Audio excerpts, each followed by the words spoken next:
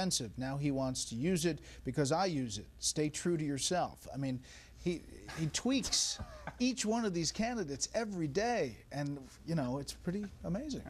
Look, even assuming that this is a winning issue, assuming that deporting 11 million people, which you'd expect might happen in Syria, won't happen in the U.S., shouldn't happen in the U.S., even assuming it's a winning issue, even assuming the repeal of the 14th Amendment is a winning issue, are these issues that Republicans want to actually advance?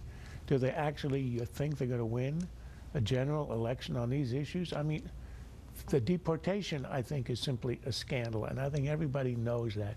A, it's not going to happen. B, it shouldn't happen in this country. But we are now discussing the issue of anchor babies or birthright citizenship. It is a sideshow because it's a symptom. If you control the border, those numbers will dwindle. And second, the issue is not the baby itself.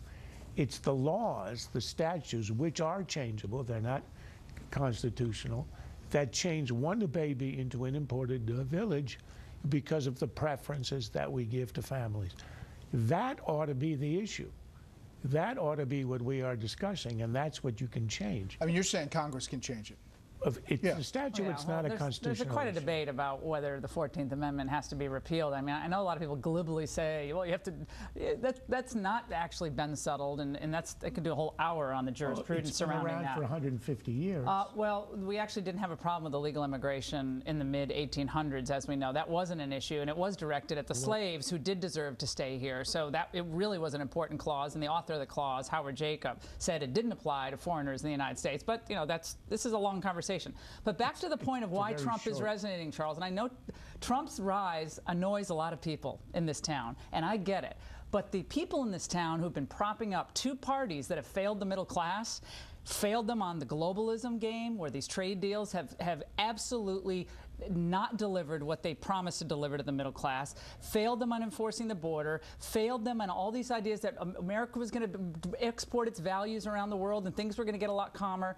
We see our power diminishing. We see our economic power diminishing in the home front, and people are frustrated, and you're right. They're ready to throw in with a guy who has all these conflicting positions, maybe, because the guys who said they were going to be consistent weren't, and they're not fighting for the people. I mean, it's easy to go and attack Washington, and it's a clever dodge. The issue here is birthright citizenship. The issue is not the citizenship itself, it's the chain migration. And that ought to be what we are discussing. And Bush and Obama didn't stop it.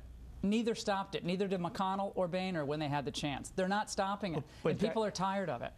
But that does not change the fact that talking about changing the birthright citizenship, which has been around for 150 years, is a sideshow for the real issue. I don't care who talked about it or who hasn't, but we are. Well, most people don't think it's a sideshow, Charles. Most people actually think it's important. It's important that when people break into your home, you don't allow them to force you to take care of their family. Most people wouldn't do that in their own home, and they don't want us to do it in the United States. We're going to have migration as an issue. It's a huge issue, in addition to the birthright problem. I talk about all these issues and have been for about 14 years on the radio. Okay, this is going to be a super quick lightning round in the next segment, but I do want to get